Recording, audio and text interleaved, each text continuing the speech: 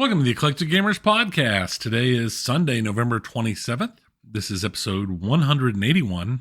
I am Tony. I'm Dennis, and we have a lot of exciting stuff to go through today. Actually, no, I think it's a modest episode. I don't think there's a ton, but well balanced. I feel we have about the same. I mean, we'll see how it goes once we record. But as I like to do at the start of these shows, thanking the latest Patreon members, or you can go to patreon.com/eclectic_gamers and support us via Patreon. We have one new member at the intermediate tier, Frank. So welcome, Frank, to the Patreon. Welcome. And I guess now let's go ahead and do introductions. So you've had, I see notes here. I've got notes. Nothing major. Nothing huge happened. You got like 6 sub-bullets. I know, but they're minor sub-bullets. There's been, like, my whole family has been sick through Thanksgiving break, so we've done like nothing family oriented, and we didn't do any of the family stuff. So my whole family break has been just randomized weirdness.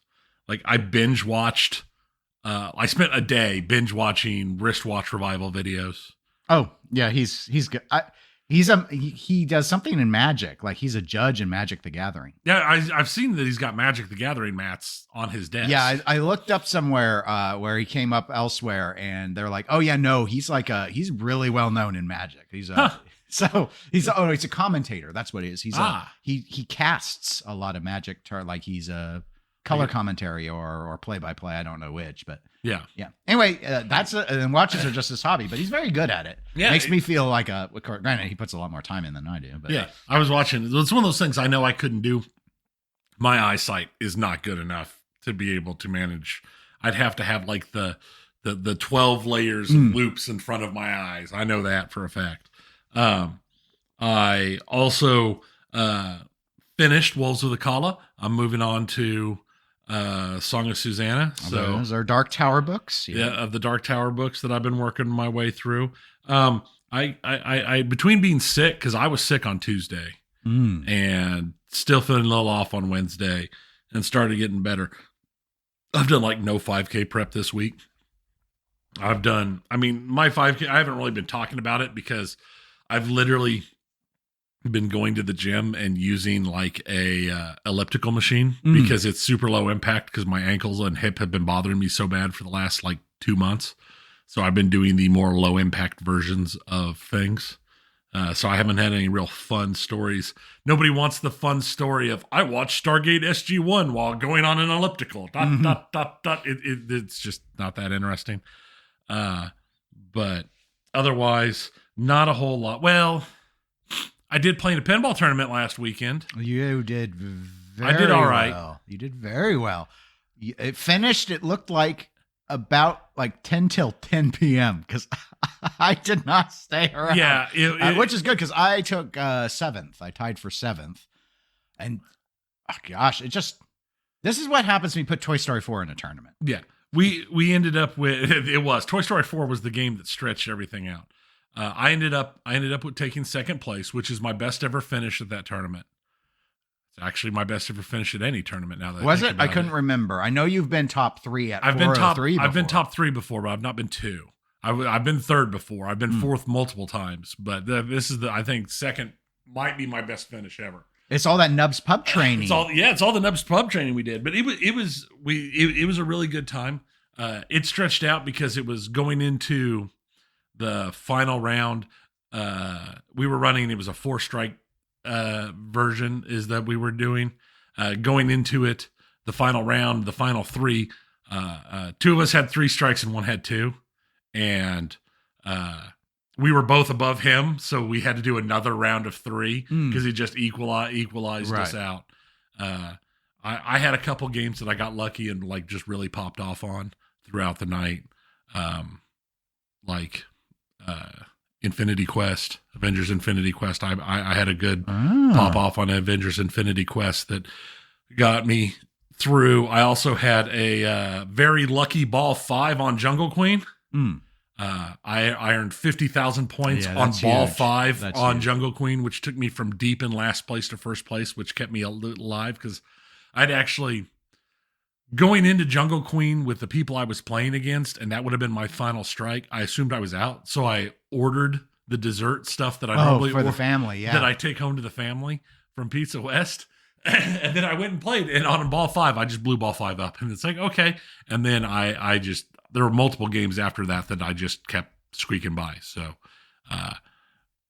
it was a lot of fun. It worked out pretty well. I only had to play Toy Story like twice, and I won one, and I got a strike on one.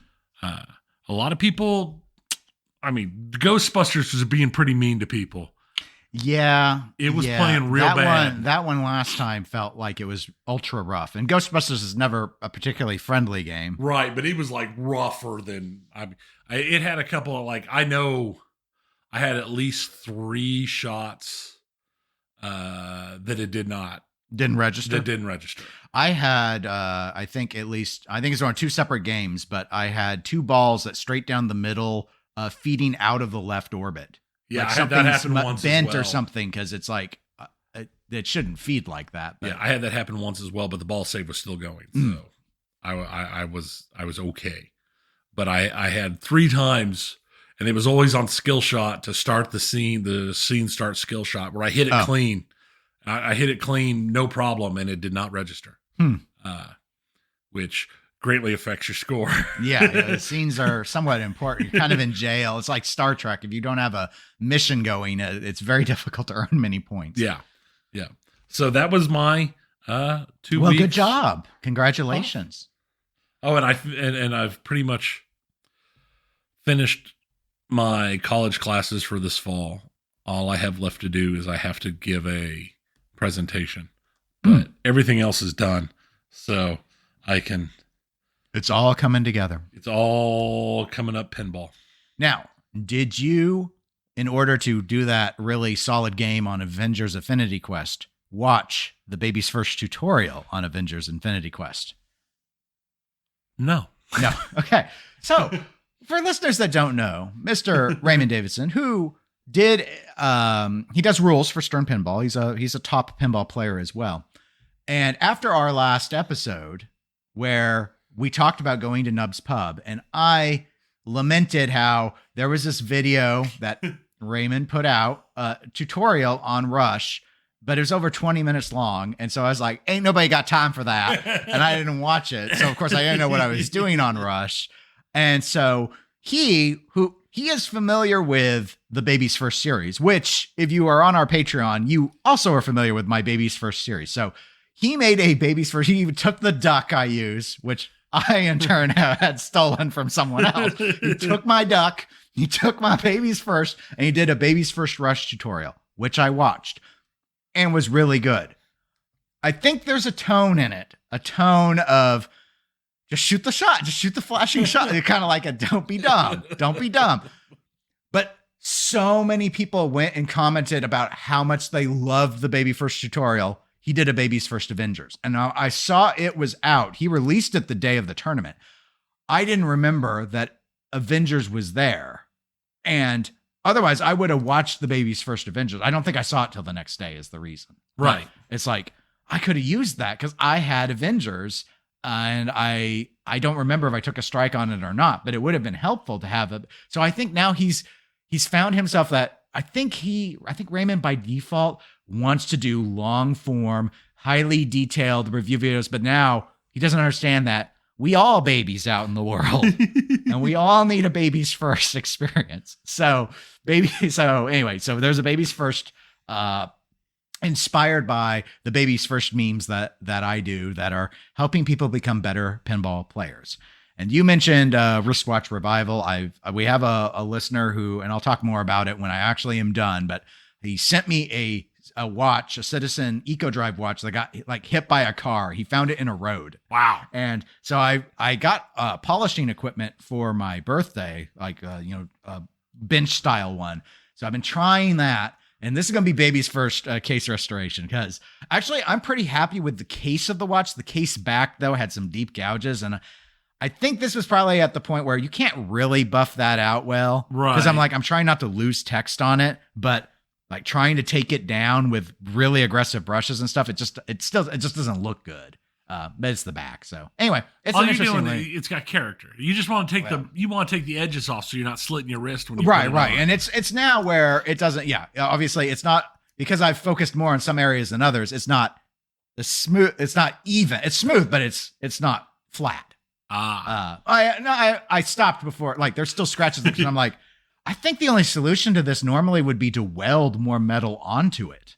Would be the answer. Right. And there are people that do that. Like, yes. If cases are over polished, you can send them in to people who will like micro weld metal back on to restore the original shape. It is not cheap, but if you have a Rolex, maybe you want to do that if it actually got polished that much by like an amateur. Right. So anyway, so I've been doing that, and I've been playing a lot of Far Cry 6, which was a game I got back on my birthday, but because of this sort of like 4-day weekend with Thanksgiving, I've actually been able to invest a whole lot of time.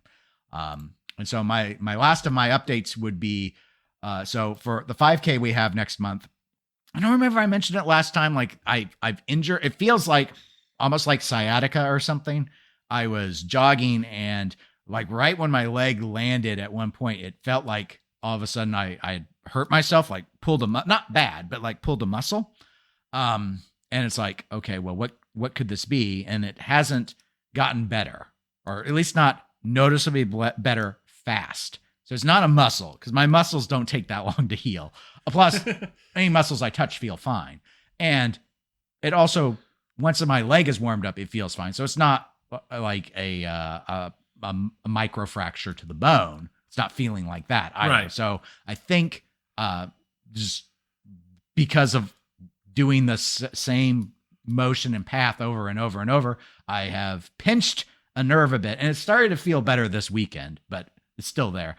So I've scaled myself way back. Like instead of doing the route I was doing, I'm doing a much flatter route, and I've only been going 2 miles, right, to minimize the impact on it, while not, because I don't want to fall back to where I am out of breath in the first mile, because I'd be like, okay, it hurts so much. Because I can do the 2, and I don't, other than my leg being a little stiff afterwards. It's been okay. So yeah, no. Once that's over, no more Patreon requests for runs. I'm going to say that right now. All right. So intros are out of the way. Let's get into pinball. We do have a few items that I wanted to go over. We have an email that I want to respond to that we should have done last episode, and through my sheer ignorance, just completely forgot to paste it into our notes. So I did this time, but we'll do that towards the tail end. So let's cover the news first, and let's start with Stern Pinball.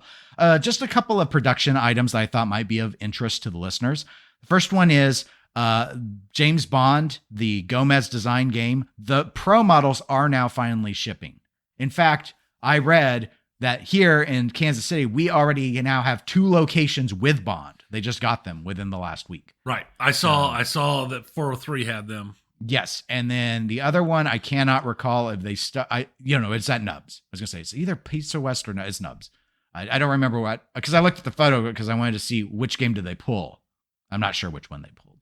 Hopefully it was, Yeah, I know which one you wish was. we won't say it. I don't want to hear from Raymond. All right. So, and another thing. So the home edition games that they do, Star Wars and Jurassic Park, those are about to be built. And that's often the case that they build them like before Christmas, because I assume that's when they see the surge in sales on those. However, what was interesting, and I learned this from Zach Minnie when we did who was a distributor, and we did the pinball show last week. These are the last calls on both of those. They're discontinuing those home edition pins. Now, Star Wars has been out for a number of years, but Jurassic Park only had one other build, Jurassic Park Home Edition. It was last year. And I just remember, because when they onboarded Jack Danger because he's working on Cornerstone now, they had noted about what a great seller it was. But they only did one. It's going to have 2 runs total. So I just found it a little, maybe by home pin standards, it was a great seller, but clearly it's not. That's either not great enough to keep around. Well, no, that's clearly not great enough to keep around. Otherwise if it's a licensing issue, they're still doing Jurassic Park Elwyn editions. So right. Clearly that's not it. So, but we have to remember, they raised the price on those things. Like, they are priced above what I bought Star Trek for new back in 2015. See, that's insane. Yeah, they're up to not super old pro prices, old pro prices. Yeah, it's And why get that when you could, I mean, $2,000 is $2,000, but I think a lot of people are probably saying, you know what, I'd rather have a Pro than all the, simplified like early 90s or late 80s rule sets that come on the home edition. The home editions are a great idea. They're way too expensive for what they are, though. In my opinion. So I did I think it was the Star Wars that had a ball catch where you could catch a ball in it and then knock it out later. I liked that. And Jurassic Park had a really cool feature as well. I think it was like a jumping ramp sort of thing, not like a lame one like Raza either, right? But like a one that made sense. But anyway, and it is what it is. Speaking of ising what ising, Chicago Gaming Company. So we talked last episode about how we had seen on Nap Arcade that there were some rumblings about the toppers were too big, didn't fit on top of the machines. That was what you had read between the lines and figured out.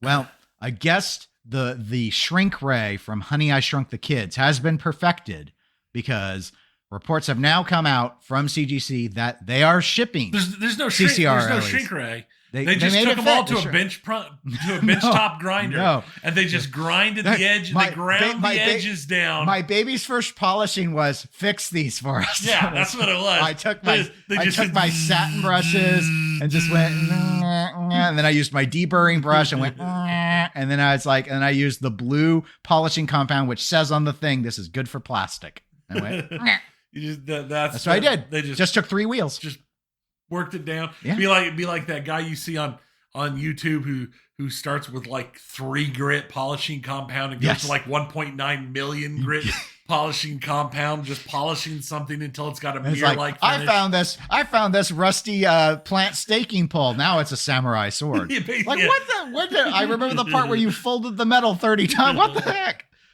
Some of these people are very impressive. Anyway. It's too expensive for me to build my own smelt. That's my shield for not doing it. So anyway, good news for CCR LE fans. We actually are. I don't know if you had spoken to him at the same time. I was talking to someone at the tournament you got second in, and he had an order in for CCR LE, and I believe he said he moved it to another CGC game because of how long this wait was to get the LE, which, I mean, it's been over a year. It has, yeah. And we've often criticized productions that take over a year. Another little item that I wasn't going to spend because I've been critical of the format for quite a while, but I don't want to just like turn this into a wine fest. But so the TWIPYs, the This Week in Pinball Awards, those are, the pre-voting is underway. I have not and am not pre-voting. I'm actually not planning to vote at all, but FYI for those that care. There was an interview on Loser Kid with Will O'Edding, who is running it this year. Jeff isn't. Will is running the awards.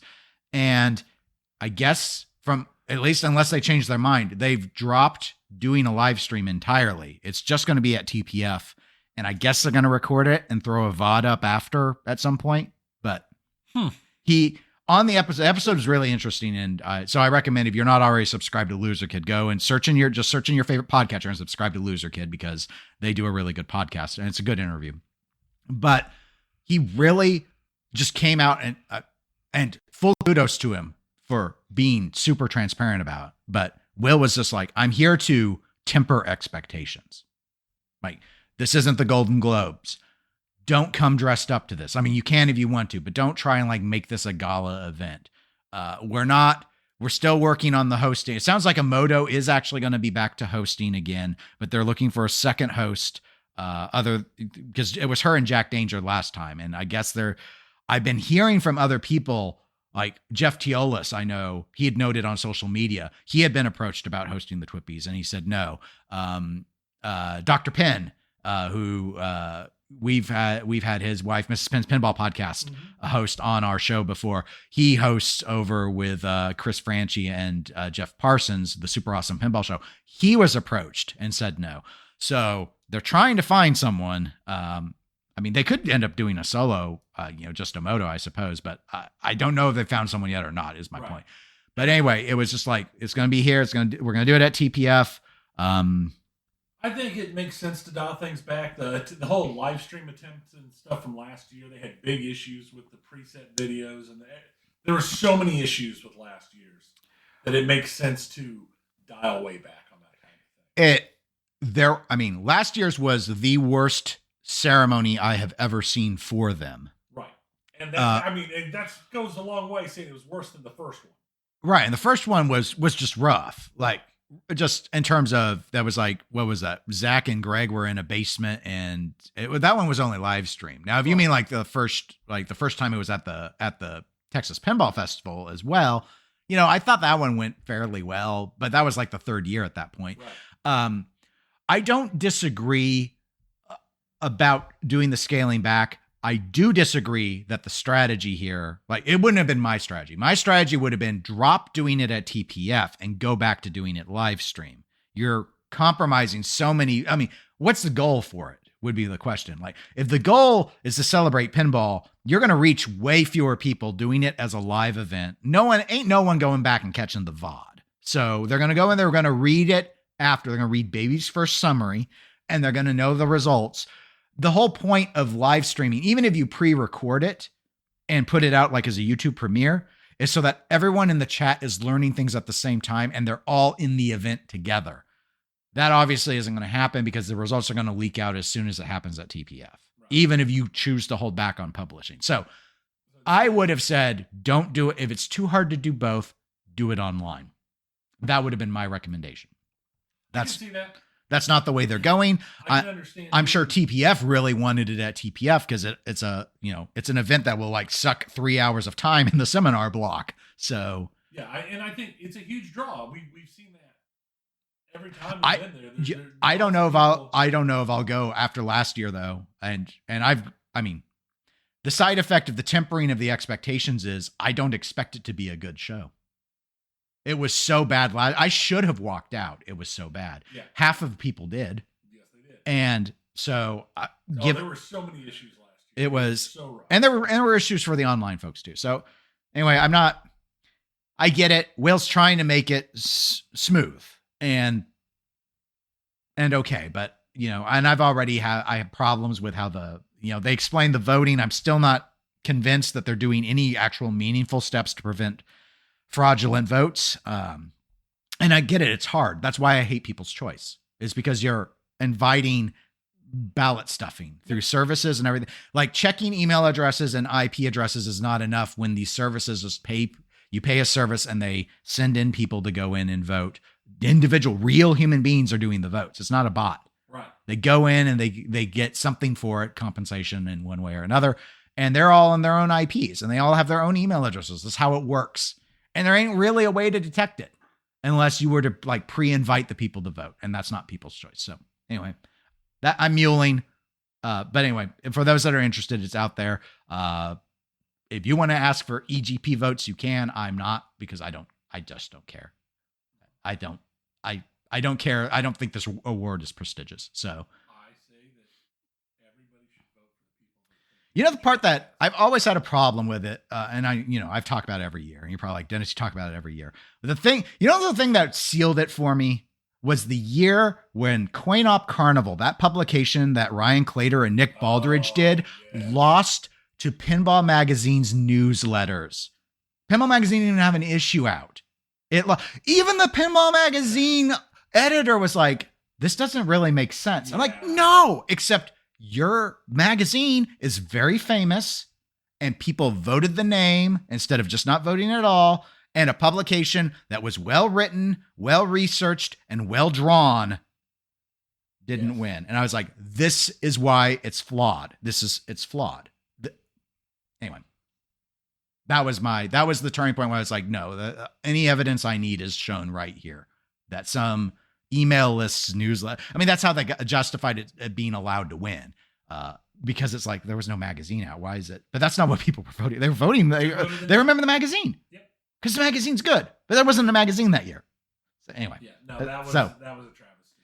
And I use that because not only is it a travesty, it's a transition for my next topic, which is Drained, the newest module that Nick Baldridge has designed for the P3. Now, this is his fourth game that he's done for the P3. He's got one that's not publicly commercially available, Quest for Glory, which is the first one I was aware of him working on. Then he has the available Ranger in the Ruins, which is his roguelike. And then he's also got that Silver Falls, which is Sims-like. Can I say, is Sims a genre? I mean, Sims-like. Yeah, I guess it's like a life simulation. Thingy mabobber. Yeah. So now Drained is a vampire themed game, but it's also a module. This is the first time that a third-party module has been released for the P3. And of course, Nick is the one who does it. Right. because he's the one doing the majority of the third-party work. It feels like it. That's what it seems like, is that anytime you hear about third-party and the P3, it's Nick.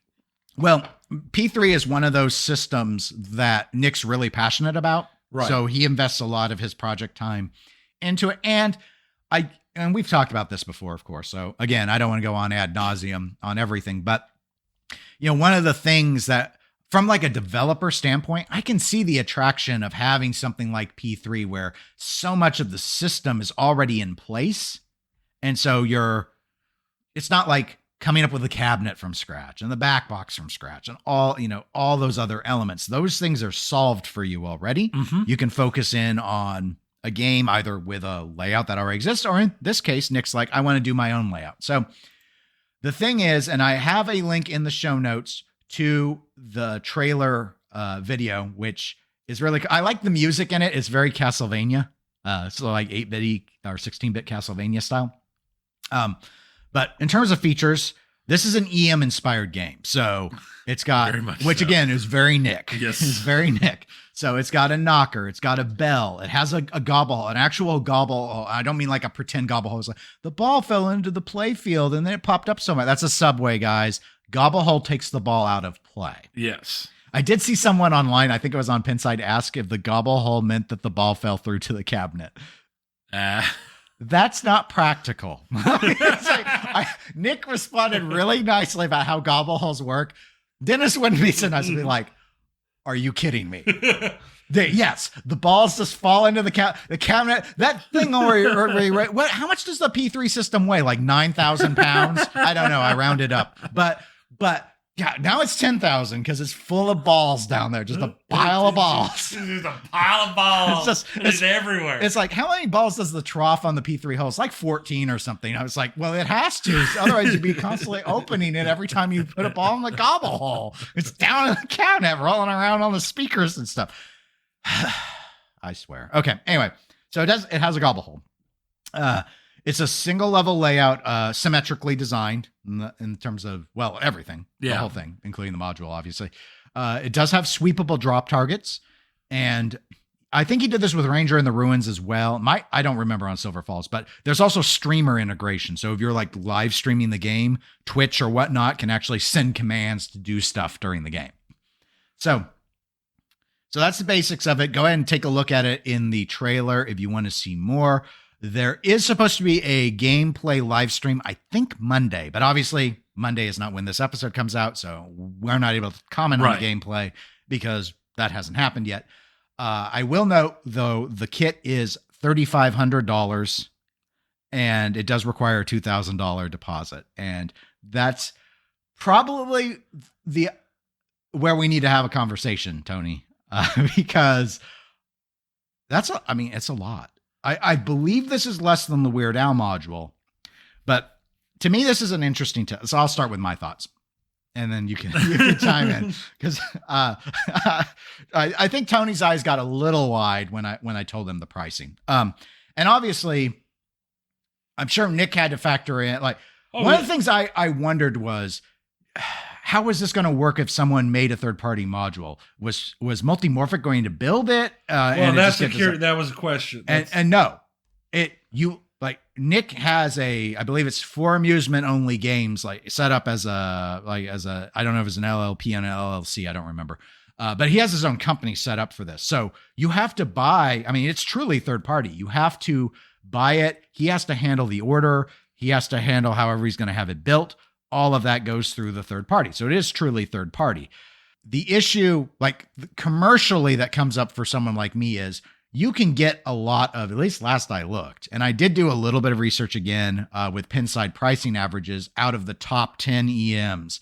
And you can get functional EMs for under 3,500 is the issue. So one of the like commercial challenges that I think is interesting, this is obviously going to explore, is if you're talking about EM style gameplay, how competitive is a module versus when the games are actually full games or cheaper? Because with everything else with Multimorphic, the advertising thing is the module is less than buying a new pinball machine. That is still true with this, but people aren't buying new EMs. They buy old EMs. So if you talk about a whole EM pinball machine and they're under, $2,500, and adding an extra 1,000 is an interesting question. Now, that being said, while this is EM-esque, it isn't an EM game, obviously. It's still using the screen. It's still using the P3 stuff. So there is modernity in it. It's not like here's literally an EM game. You're not having to worry about the maintenance and upkeep on an EM, which is very intimidating to a lot of people. So there's that aspect. Plus, there's also what I have to call the P3 factor.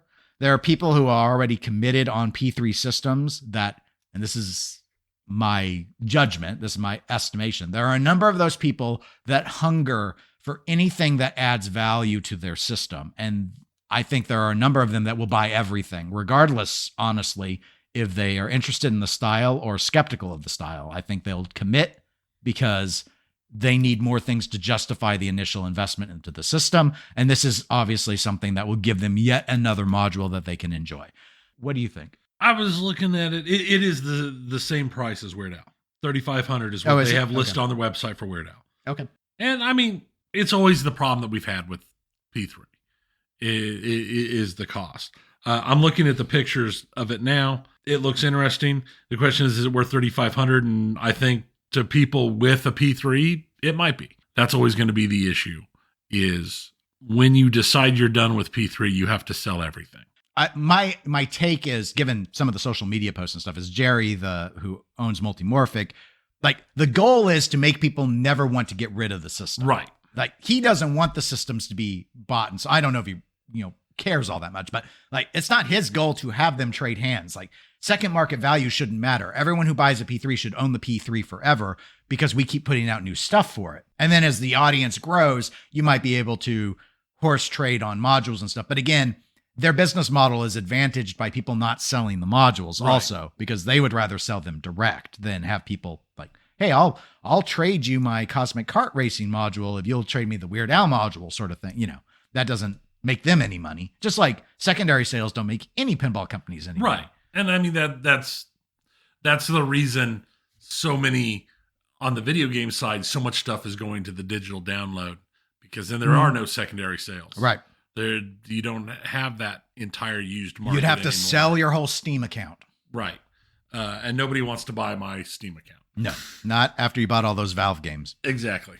But yeah, I mean, the price, like I said, is always the catch out thing. I said, I'm looking at the pictures. It looks cool. I love sweepable drop targets. I love that there's a knocker. Heck, I love that there's a gobble hole. I find that hilarious in a machine at this day and age. Even though, as I recall, when I actually play games with them, they're rage-inducing. And the price is the same conversation we've had multiple times. But I think, like you said, you actually get a fairly large amount of mechanical stuff with this one compared to some of the others. I get it. It's the factor is the EM-esque. There are a lot of people that do not like EM-style games. The interesting thing to me is, let me go from interesting to the question to me is, are the people who really like EM-style games also P3 owners? Or is the P3 like the antithesis of what they like about EM style games? I don't know that it's mutually exclusive like that. I mean, obviously Nick loves the P3. Right. And he's made some of the best games on P3 so far. I actually haven't played any of his games. I thought they had the Ranger in the Ruin at one of the places. If they did, I didn't play it. I didn't see it, or I would have. Maybe I'm misremembering. I've only played his multi bingo is the only thing I've worked on. worked on. I'm gonna design the milk. I don't know. I did terrible. He was nice enough not to say I sucked at the bingo, but I did. I did like the multi bingo. That was. I didn't. I did terrible at it. Oh, but you can be terrible at something and still enjoy it. No, I only like things I'm good at. Well, don't worry. Most of the rest of the world agrees with you. I represent the common man. I can enjoy things that I'm bad at. After all, if I didn't, I wouldn't enjoy anything. Oh, that's not true at all. But definitely, I would like to play it. Yeah, no, I want to play all of these. It's unfortunate that, because it's a third party thing, and this is a guess. I don't know if this is true or not, but like, unless an owner or Nick is at, say, TPF, for example, would Jerry put Drained in one of the lineups when they're trying to sell the first party things? I would assume no. So that's why I don't think I've ever seen the third party stuff is the third parties. Misremembering games. The game I was thinking of that we played was the Sorcerer's Apprentice game. And that's first party. That's first party. Yeah. My apologies. I was incorrect. So, because I always look, because I want to try all of Nick's games. So, because even though there's an obvious answer to that. You need to buy a P3. I need to go to York. Oh, well, going to York would be cheaper. I think he's always at York. I'm not sure. Yeah, I mean, I'm not buying a P3. It would be cheaper. I'm not buying a P3. I am not in the market for the P3, and I probably never will be. But I mean, it would be cheaper to fly and rent a hotel room for a few days. Obviously, like fly first class, get a nice hotel room for a few days. Do you know how many Halloweens I could buy for a P3? Do you have any idea? Throw in an Ultraman. They're even cheaper. Yeah. Even cheaper. Yeah. No, but, some of the games I like, some of the games I don't like.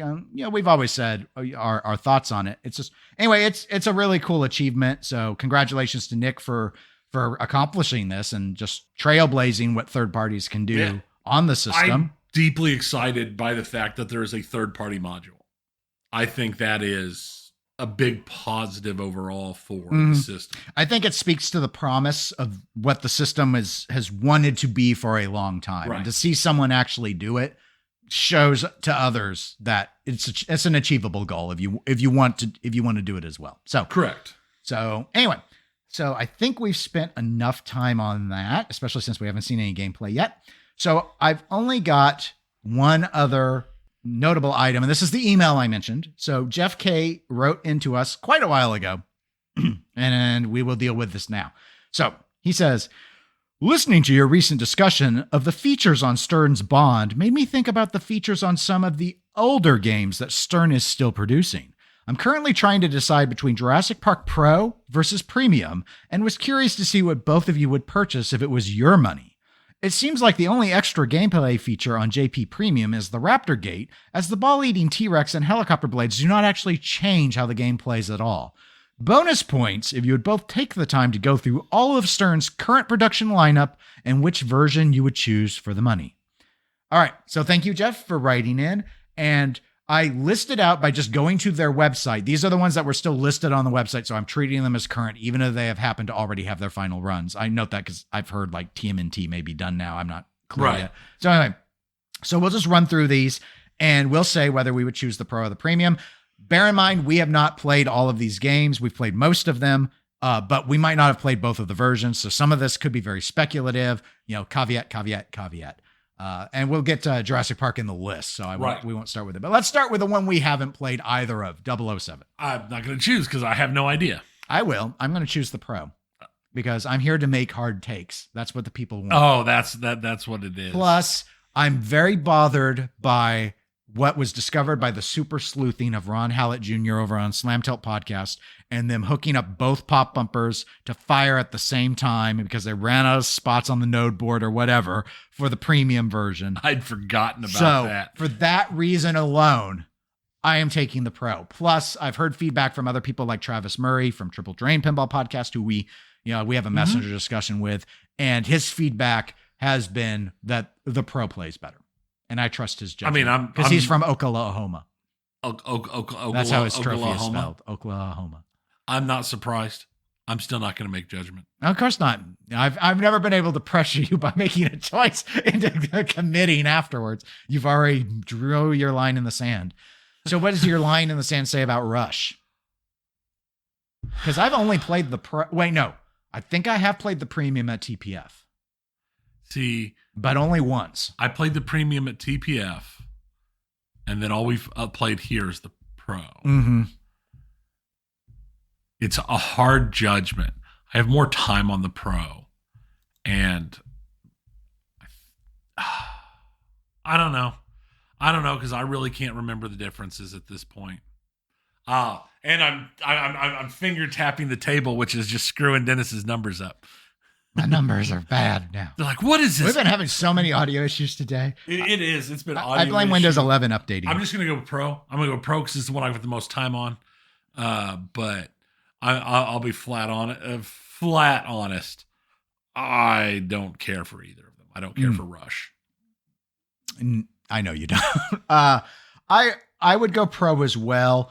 My understanding is the premium does do a better job of explaining what to do during the game, but you just need to watch Baby's first tutorial and you'll know how to play the game anyway. You shoot the flashing shots. Yes. And I think all the core functionality is there. And like, if I were to buy one, I would only be looking at pros. So that would be my pick as well. Again, Godzilla. Oh, that's premium. The pro's fun, but the premium's so much better. I mean, I kind of have to pick premium because that's what I bought. Yeah. But I have actually got a lot of time in on a pro. Yes, I have as well. Pro plays harder. So if you're looking for a harder game, I would say definitely look at the pro. But I think the game state changes that the building mech alone provides. Right. Not to mention the bridge, the dropping bridge, I could take or leave. Mechagodzilla, though, with a rotating bank, actually, it's a lot more fun than I realized, and it's a way easier shot on the premium. So it is. But the building in Mechagodzilla is the reason. Yes, sure. I think so, because it affects the diversion onto the ramps and how those flow, and it actually there's strategy in terms of changing the building game state to help, like with Geigen ramping, for example. Right. There's a reason you would want to lower it into ball lock position in order to make that an easier mode. So yes, I agree. Godzilla Premium, I think it's worth it for the mechs. Yeah. Mandalorian. I'm gonna go with pro. I have more time on the premium, but I agree. I think here's the thing why I really come down to that. It is really cool to have the moving upper play field. However, when you're in multi-ball and that's happened, I mean, it's already just pure chaos. Right. I would save the money on the pure chaos and just not go with that.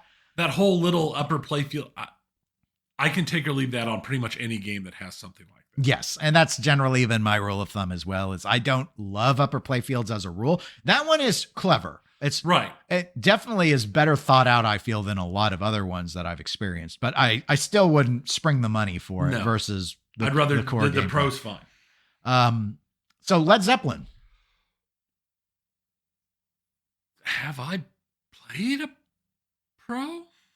I'm just going to say I have only played a pro. That's not true. I have played a pro at 403, and then Nubs for a while had a premium, I believe. But I never activated the magic lifty gate, so I basically had a pro experience. I know. Like the one, I know I played the one at 403 once or twice, but it was always in like warm up. I don't think I ever actually got it in tournament play. Oh, I had it a few times. And yeah, I'll just go with pro. I think it's the safe bet. I just can't remember the differences between them at this point because I've played it so little. I'm going to kind of quasi pull a Rush and say, honestly, I don't think you should buy either of them. I don't think it's a fun layout. The rules have some interest in them. I've heard some really, better players than me explain the rules of Led Zeppelin. But honestly, when we had it, most of even our top players at 403 didn't speak favorably. Like they just didn't like shooting it. There's nothing to do on the pro. So if you're going to pick between the two, I would say get the premium. Whether or not you want to activate the magic mystery spinny lift gate thing or not, saying that aside, I was just so irked by that upper flipper shot that's a dead end shot on the Pro instead of what is on the premium, which is a ramp shot that then feeds. I hate dead end shots like that, and it's so Spartan. If you have to have a Led Zeppelin, I would say get the premium, but I can see that. Avengers Infinity Quest. Oh man, I don't know if I played the premium on this. I don't know if I've played that's why I actually called up pictures of the premium, because it's got the subway ball lock thing for like the Doctor Strange. Yeah, I've not played a premium. I've only played the Pro, and I enjoy it. I enjoy it quite a lot. Mm-hmm. So I'll just say Pro because that's the one I enjoy. Yeah, because I'm looking at the pictures of the premium. I've not played a premium Infinity Quest. I've only played the Pro, but I enjoy it. I really enjoy the Infinity Quest. It's one of those games that started out, I didn't like it the first couple times I played it. And then as it got a little polish on it, I've come to enjoy it more. Like several games, honestly. Yeah. I'm in a similar boat. Avengers really didn't resonate with me originally. As I put more and more time on it, I've enjoyed shooting it a lot more. And I would go Pro as well on it. But noting that just because I've had fun on the Pro, I don't know if the premium's better. I haven't played the premium. Toidles, TMNT. I've only played the one. The Pro. The Pro's the only one I've played. So it's hard to make a judgment because I've not played the other version. Not even once now that I can think of. So I will go with the default judgment of just going with the Pro, because it tends to be the better choice most of the time. But I've never enjoyed it. I know there's people who really love it. It plays right into that nostalgia. I am the key nostalgia target for Teenage Mutant Ninja Turtles, and I just don't care. It doesn't do anything for me. Mm-hmm. I'm very similar. Like I don't have the same feeling about it that I do about Led Zeppelin, but this is not a game I would consider. It's extremely brutal, which I find fascinating for a theme that is also still targeted for kids, because I guess the Toidles are still going on. I've only played the Pro. I would choose the Pro over the premium because I have known others who have owned the premium model, and there have been a lot of complaints about the glider diverter and malfunction issues. And I don't know if those are all resolved or not, but I would play it safe and go with the simpler mechanical version if you don't want to do maintenance on the pin. Yeah. So that makes sense. So that's it for. It was always weird to me that was like a prime Tony Target nostalgia game, and it didn't touch. And then Godzilla to me is just, it's everything. It's the whole package. It's the license. Right. It's the game. It's everything. I don't know. It's how it works out sometimes. It's how sometimes life is. Life finds a way. Speaking of life finding a way, so Jurassic Park has finally found its way into the list. You know, I don't know if I played the premium. I have. I played a lot of it when it initially released in 2019. I went to Chicago for work, and they had it, and I dumped tons of money into playing it shortly after it released when I was in Chicago. It was one of the things I spent the most time on.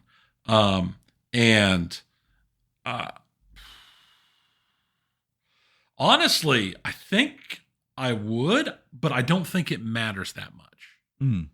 They're both a lot of fun. And I don't think it really matters too much, but I think I would take the premium just because of the T-Rex is always going to be interesting. The one I think the one I've played the most though has been the Pro, and I enjoy it too. It's just a good game. Yeah, I haven't played the premium, at least unless I played it one time at a show. I was actually, before Godzilla came out, I was considering buying a Jurassic Park, and it was going to be a Pro, so that would be my answer. I would caution on it. I've heard very good things about how the Raptor Pit is on the premium, so for that reason, you might want to consider it. I personally felt that I would be very annoyed with the T-Rex flinging the ball and just adding that additional randomness on the premium. So I thought, and I'd also get tired of having to wait for that. So I'm sure you could disable it though. Yeah. So it's like, I was more curious about what I've heard about the Raptor Pit versus anything else. But I think the Pro, which I have a lot of time on, is a very, very, very good game. Mm-hmm. So if I were buying, that would be what I would be looking at. Deadpool. I've played both of these. I have played both Deadpools. Gosh, I like them both. I don't know that there's really a wrong answer with a Deadpool. I think I would go premium. Yeah, I'd go premium just for the for the extras and the. Oh, I'm trying to remember which one had the better art package. Let me pull more pictures up. Didn't the premium have the blue? The premium was the blue. Yeah, the premium was the blue. So I actually like the Pro art package better because I liked the red better.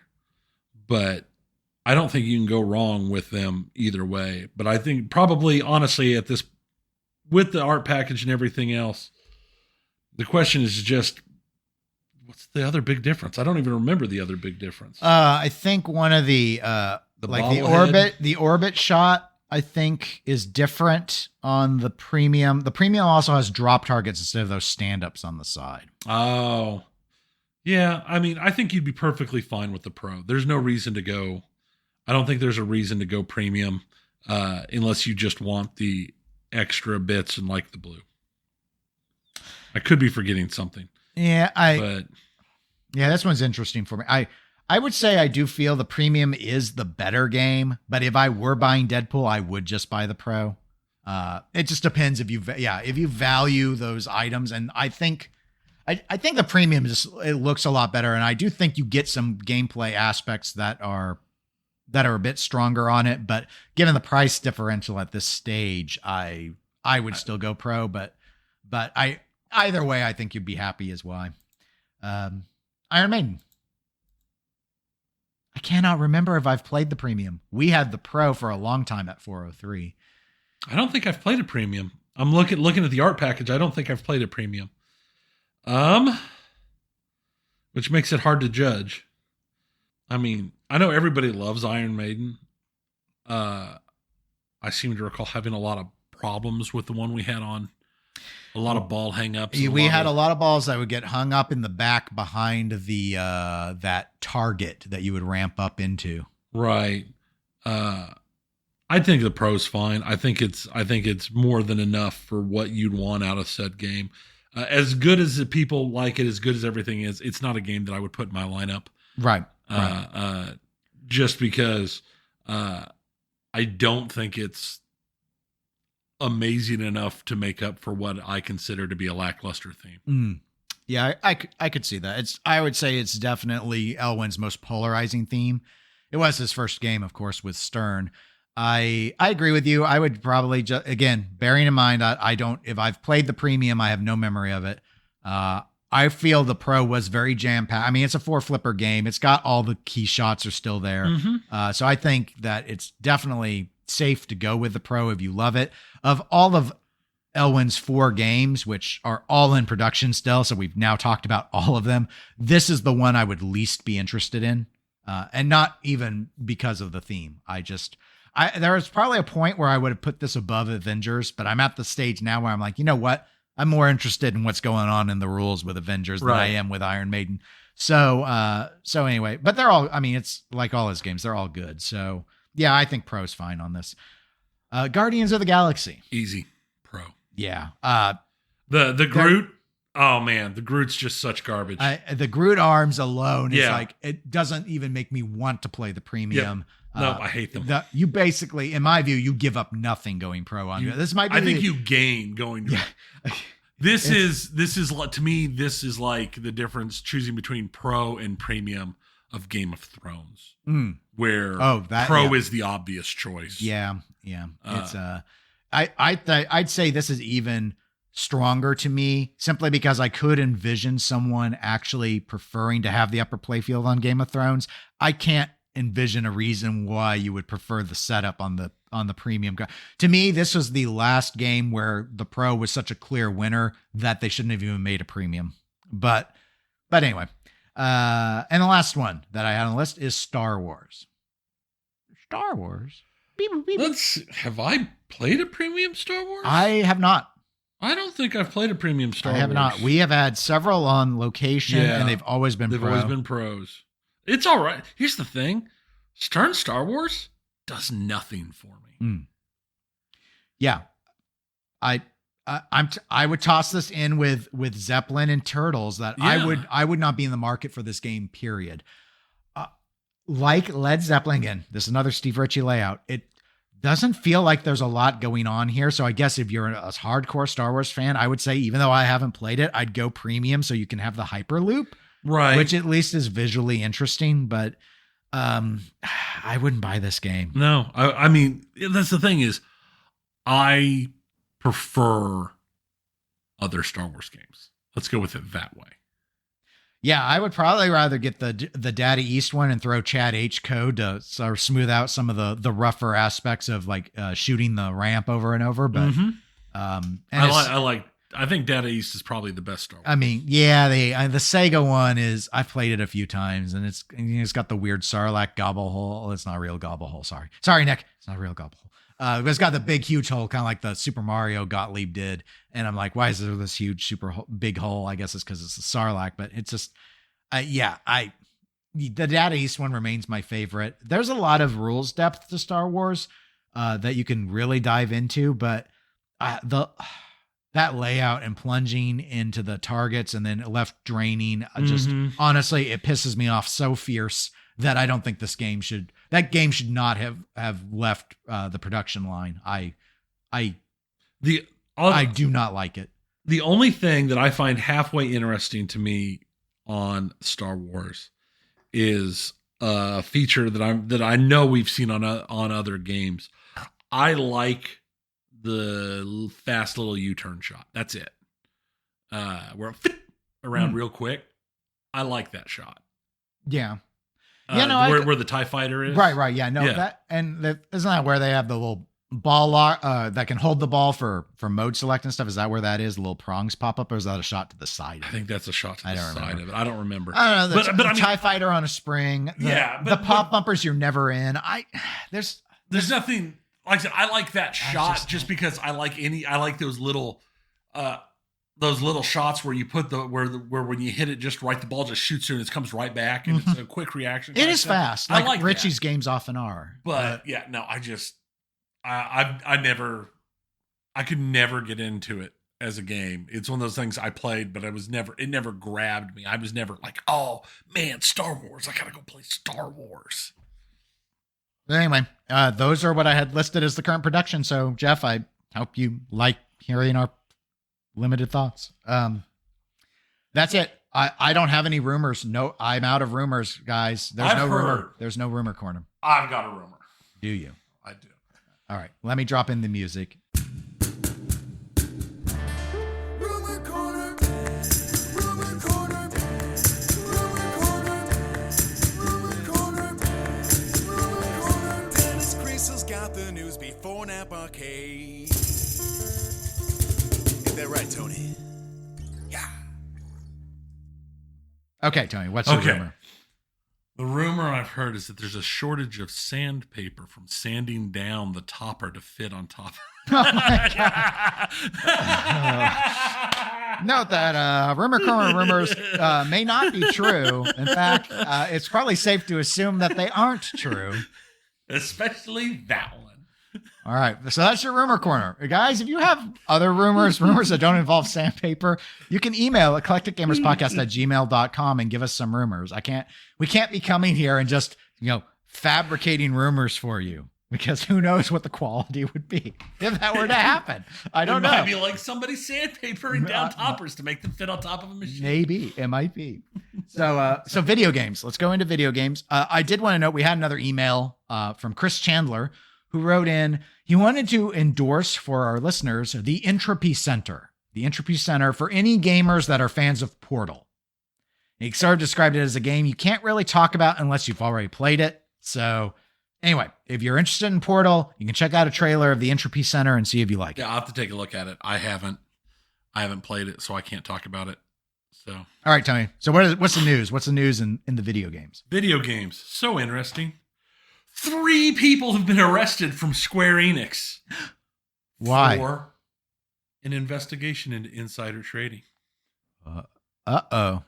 Including, the arrested include Yuji Naka, better known as the father of Sonic. He birthed Sonic. Yes, he's been arrested for insider trading.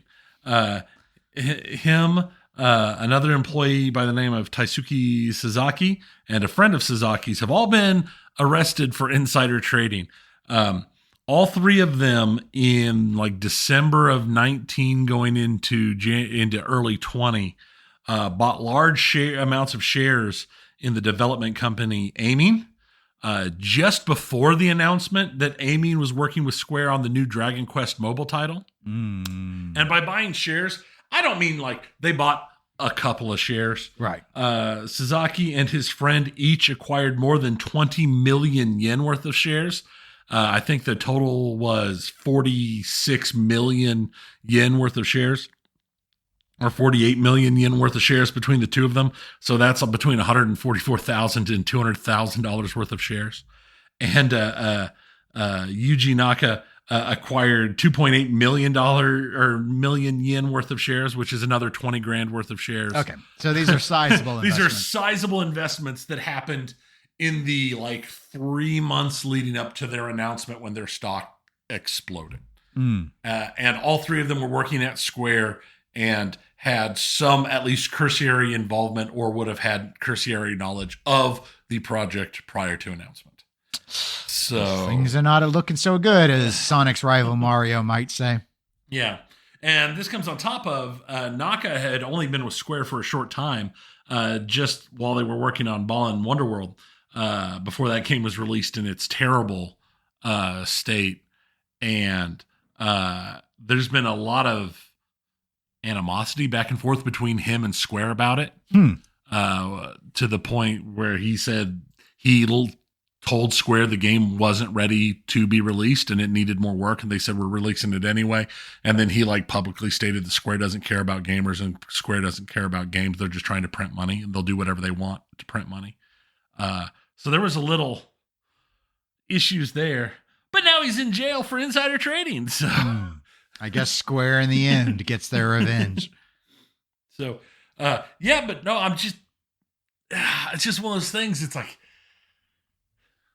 how do you not think that you're going to get found when you're making such major purchases?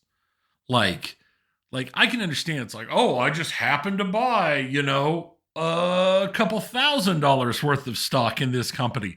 Not, oh, I just happened to buy 20,000 or $250,000 worth of stock in this company just before we made the announcement. Oh, and I knew about it. Oh, that's weird. I mean, I don't know. My only guess would be that maybe they didn't realize that insider trading was a thing that wasn't legal. I mean, let's say it would explain it. It would explain the huge purchases and not like thinking whatever. Right. It's just, and Martha stewarded it. yeah. It's like, well, I didn't know that was. I was just like, I was just like, oh, I thought that's how when you get a scoop, you just do it. That's right, Baskin Robbins style. Yeah, you 2 scoops. You just. I mean, it'd been one thing to set it up so that it's like, oh, the announcement's at 9 a.m. and I've got a buy scheduled for 9:01 a.m. Mm-hmm. But yeah, interesting. Blizzard has backed off slightly on their SMS verification rules. They are now allowing prepaid phones. So, in some ways, that whole window of no cheaters can be closing. It could be. But at the same time, considering the large fraction of the world's population who utilizes prepaid phones. I knew that would be the pushback. Is there actually are a lot of people that use prepaid. It's just, I mean, I don't know. Maybe it won't be an issue. Maybe there aren't a lot of Smurfs that want to buy a bunch of it's still a barrier to have a different phone number every time. Right. So, if they're blocking things like Google Phone and stuff, right, which is free. Like that was one of those interesting. After the first conversation we had about their SMS several episodes ago, I just out of curiosity just asked around people at work, and at least half of the people I work with run prepaid phones just because they're cheap and easy and they don't use them that much and they don't care. So I was surprised. I didn't think the number would be as high as it actually was. So we'll see how that ends up working out for them. The big game release, the one that I had to run my daughters out immediately after school, pick them up from school and go straight to the store to pick up their copies of Pokemon Scarlet and Violet. AKA Pokemon Clay Mountain. Yeah. Because all the mountains look like clay. My eldest is unhappy. She is a Pokemon fanatic, as you know, and as our listeners have heard. She spoke on this show about Pokemon. And she has already asked, she wants to either come on again or record a piece talking about this one after she gets some more time in on it.